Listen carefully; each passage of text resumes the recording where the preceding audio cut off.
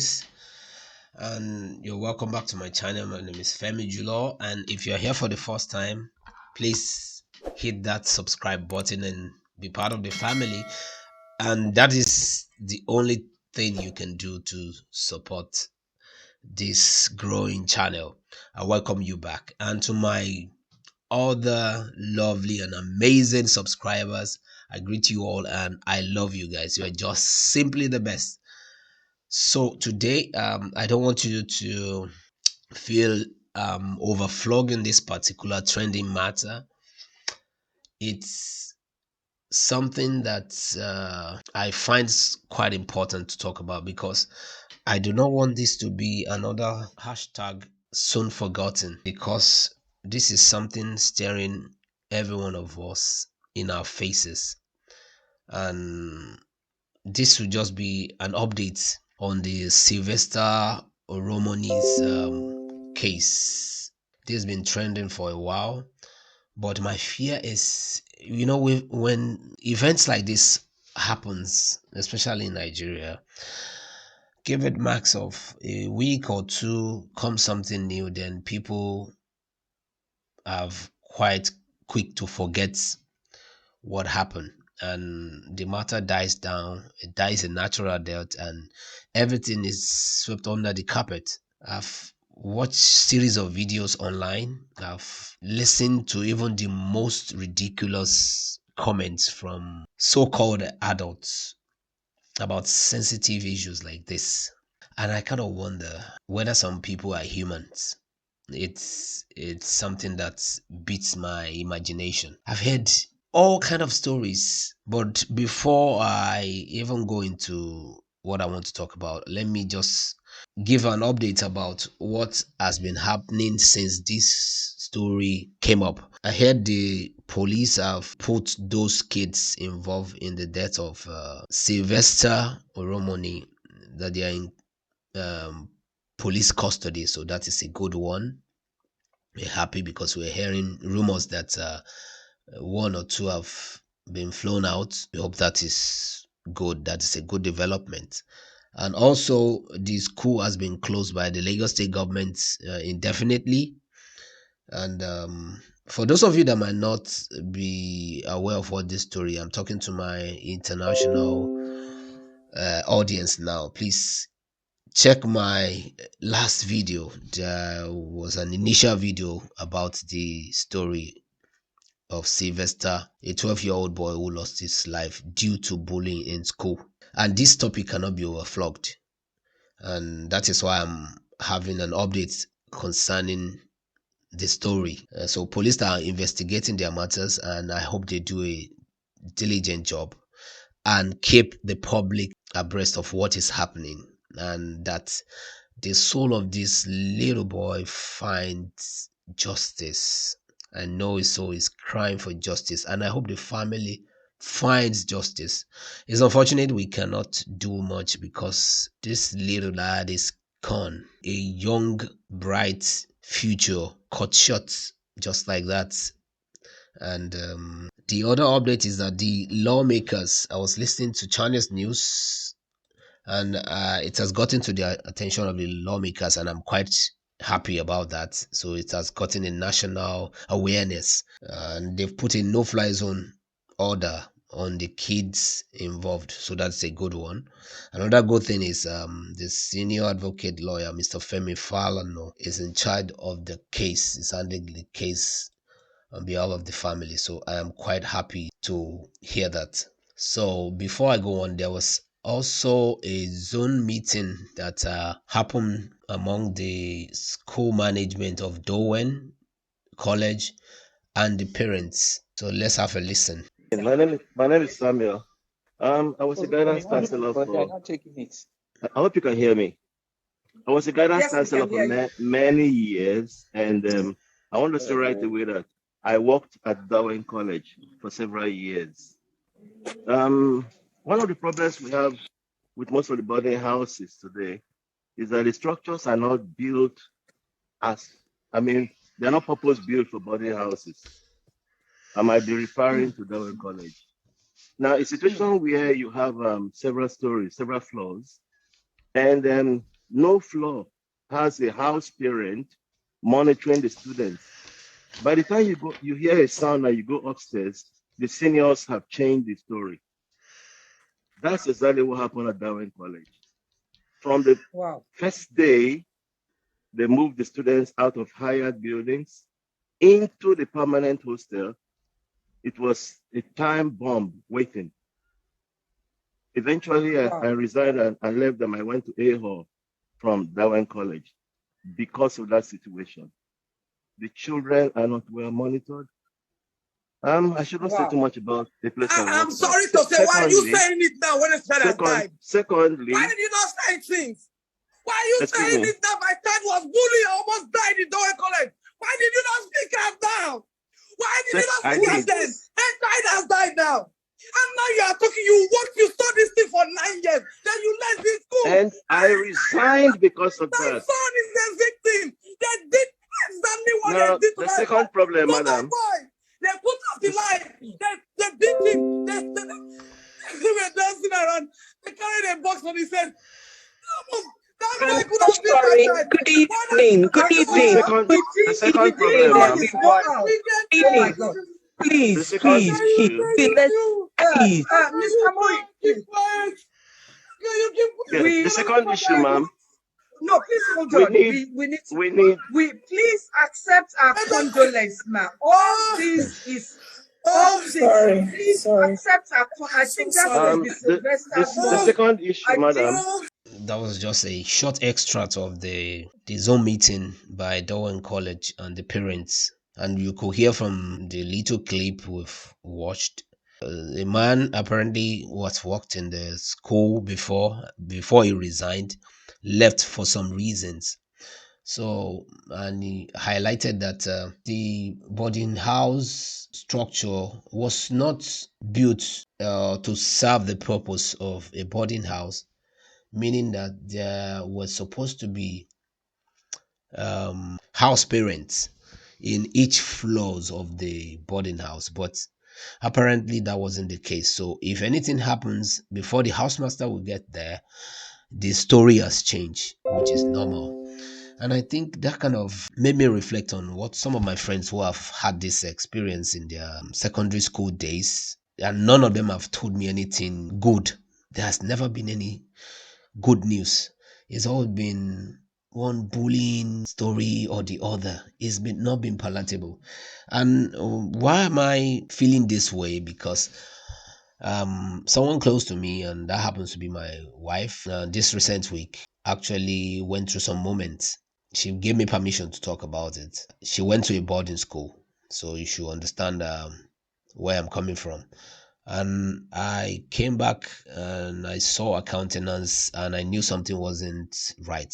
And she has been crying and weeping because this story triggered those sad memories and what she actually went through in her boarding school days, which were horror experience. I mentioned this particular senior who picked on her, I don't know, for no reason, and it was a mental torture for her. You can imagine somebody that something that happened over 20 years ago. I had to take time to listen to what she had to say. I was kind of amazed at the kind of treatment meted to her while she was supposed to stay in school. And that even affected her academically because she's always doing one thing or the other for this particular senior. And it brought tears to her eyes. This story has made a lot of people who have been quiet to come online and share their experience. If you go online, especially on Twitter, you will see a whole lot of people sharing their experiences. People have grown up, some are even parents now, and the memories are still there. So this is a particular event that has triggered so many things. And also, this is not even just an ordinary event. It has even triggered some other stories, some sad stories that had happened. I was here reading about another girl. Here is she, Karen Hapuch Andodo Apaga, sorry, a 14-year-old student of Premier Academy Academy, Lugbe, Abuja, who died of sepsis earlier this year. A used condom was found inside her. The school had successfully stonewalled and prevented all information from emerging. I know because I tried. Poor girl. And there's another story of another boy too, Yahaya, was flogged for not doing an assignment. And this boy died sometimes in August. These are horrible stories of what children are going through.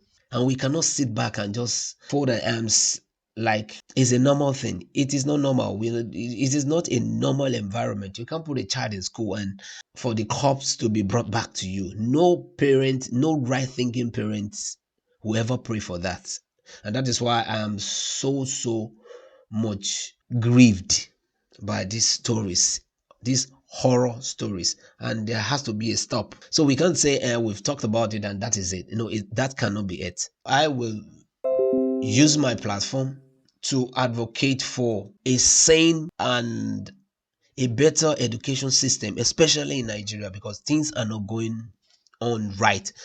And after my wife shared her story and all that she went through while she was in the boarding house, I became teary, but I had to just comfort her and make sure she's okay. She's okay now, and that's why it's so personal to me. And one way or the other, if we're all checking ourselves, we've all had one bullying experience at some point in our lives. If you really look at it, it's just that some people have had it worse. I even recall while I was working in the bank, those years, there used to be this guy, I think he's an inspector, and he feels whenever he visits any of the bank branches, everybody should worship him. I see the way people run around and trying to make him feel okay. And I thank God that I turn out well as man. I do not subscribe to things like that, like worshiping somebody or just for somebody to feel good. Why? I just have to do what I need to do as long as I do what is right and my conscience is clear. That is all. And I think that's helped me through my banking years. And this guy will come and make people feel worthless. That is bullying. There's no other way we can define that. And I had an encounter with him, and it wasn't too pleasant, but he felt I should do the same thing like how people used to run around and trying to make sure they are in his good book. Yes, he takes delight in getting people sacked actually, and I felt what is that? Like you take delight in seeing other people cry, as in getting them sacked and seeing them cry. What kind of a devil is that? So I never took. In fact, anytime he shows up, I change my face straight up. Do your job, I do my job. Don't come and bully me on my job. I won't take it. I think I had a little bit of my coconut head. Yeah, when they say coconut head, meaning you're stubborn. I think that kind of helped me even while I was in school too. I never attended a boarding school anyway, but we see this thing in all cycles of life. At work, in school, everywhere, you see some people just want to subdue the other person. So I have a different orientation, maybe because of my principles and values and my upbringing also. So special thanks to my parents, because even when I was a senior in the secondary school, I never wanted any of the posts. It was good for me. I just concentrated on my education. I just want to come out well, which is the main importance of a parent putting his or her child in school. But when you put your child in school and you don't have to worry about whether the child is safe or not. And I know since this story broke, many parents will be worried. Many right thinking parents will be worried about their children. It is high time we took another step in making sure that these children are safe. It's not enough to say you have the money, you put your child, you paid his school fees, paid his for his upkeep. Definitely, it shouldn't end there. And I hope these beautiful souls find justice so that the family can find closure. My wife didn't find closure because It's like she still sees this person online, and that kind of grieved her. So when the story broke, she was in tears. Like, I went through this, and thank God she survived. And there are many other people's stories like that. A lot of people have been sharing their experience, calling people out based on what they faced. I think it's time to do the right thing as a country, and I will leave the investigation to the police, and I hope the right thing is done for the sake of these lost young souls.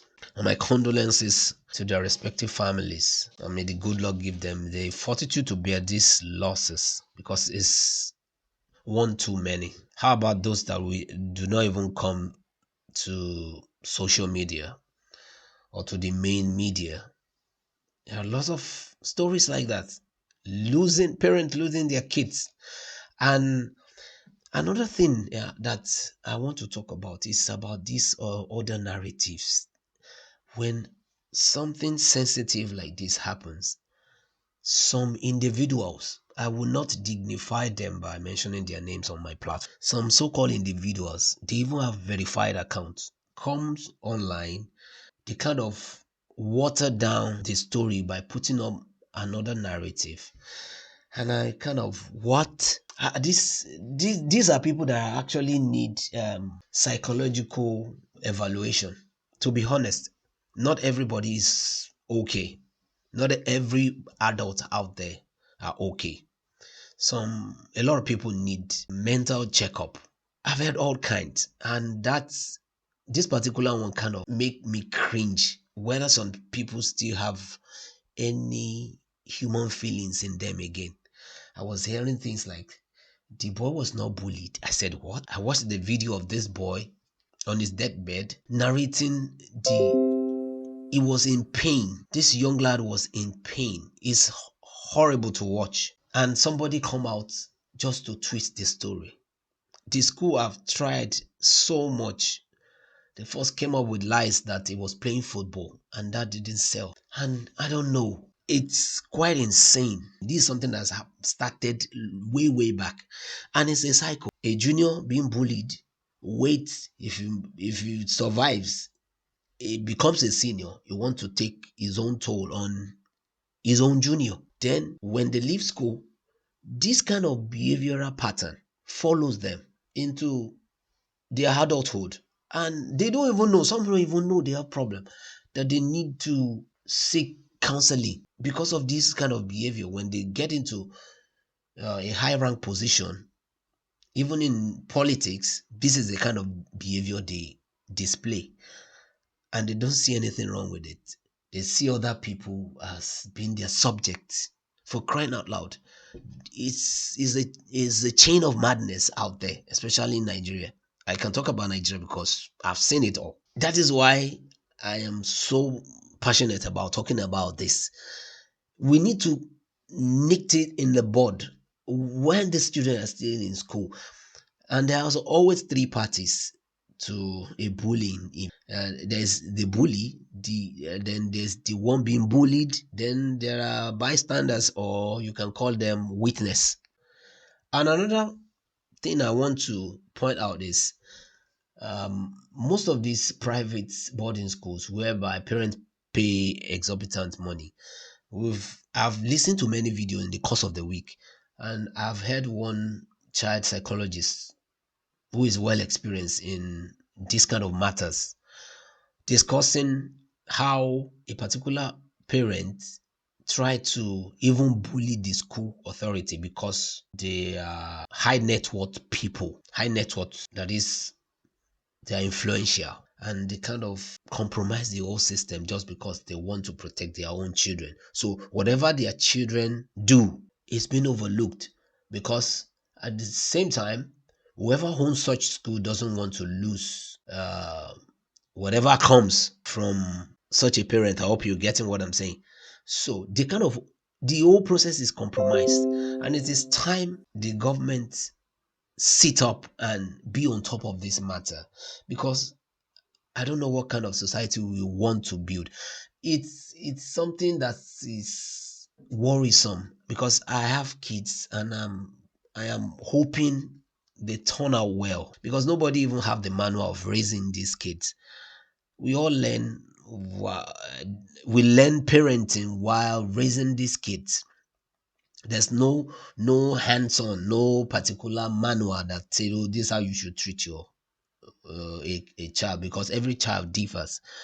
And I am trying my best also, because it's something that gets me worried, because I'm always checking myself to that, okay, am I using the right approach so that these kids can turn out well, so that can become useful for the future. So this is a very disturbing trend of events, and I hope the right thing is done, that there's a need for reevaluation in Nigerian education system.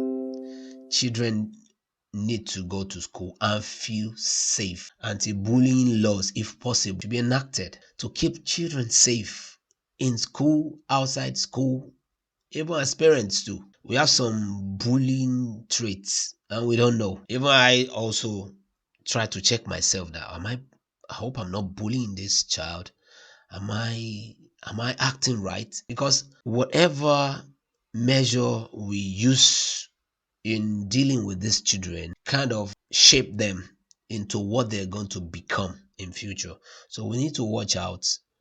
It's not something that is done in a day. It's a continuous thing, but we need to keep getting better and learning. We need to keep learning from the experts, the professionals, the psychologists, so we can get better and make sure these children turn out well. So on the final note, I hope Sylvester and the other children, Yaya and Karen, gets the deserved justice, and hopefully most people can find closure about this their horrible experience. And if you have been a bully out there, it doesn't take anything. If you need to find restitution in by making peace for your wrong deeds in the past. So there's nothing wrong with you coming out to apologize so that the victims can find closure. That's just my advice, because some have become parents now. You are raising kids, so you need to be aware of that.